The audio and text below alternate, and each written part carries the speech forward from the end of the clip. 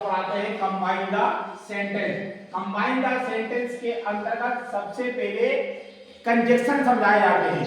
Conjunction को बोलते हैं, कंजक्शन का मतलब होता है कि दो वाक्यों को आपस में जोड़ने वाले शब्द।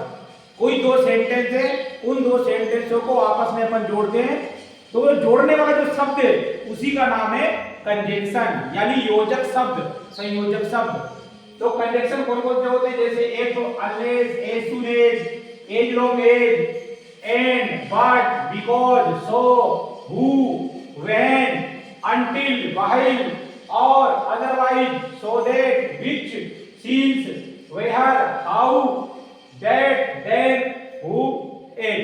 ये इतने कंजक्शन है। पेपर में इनमें से कोई सा भी कंजक्शन आ जाए तो दो वाक्यों को जोड़ के करना है अपन को, ठीक है। अगर if, unless, as soon as, as long as और as, अगर ये कंजक्शन आते हैं तो ये वाक्य के शुरू में प्रयोग होंगे और इनको छोड़ के जितने भी कंजक्शन है वो वाक्यों के बीच में प्रयोग होंगे। जैसे लिखा है पहला वाक्य, he is weak, he is lazy, किसका प्रयोग करना है तुमको? एंड का।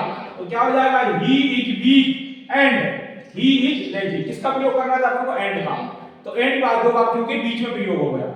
इसी प्रकार he is poor, he is happy, किसका प्रयोग करना है? बट का। तो क्या हो जाएगा? He is poor but he is happy, यानी कि वह गरीब है किंतु वह खुश है।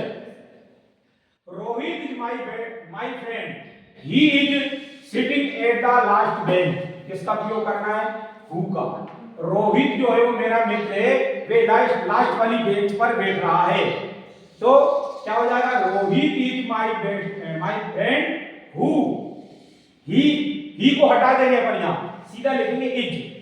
Who is sitting at the last bench, क्योंकि रोहित एक बार लिख चुके हैं, डबल से ही का इस्तेमाल नहीं करेंगे। तो ये आपके कंजक्शन हो गए, दो वाक्यों के बीच में प्रयोग करना, ठीक है। इसको रोको।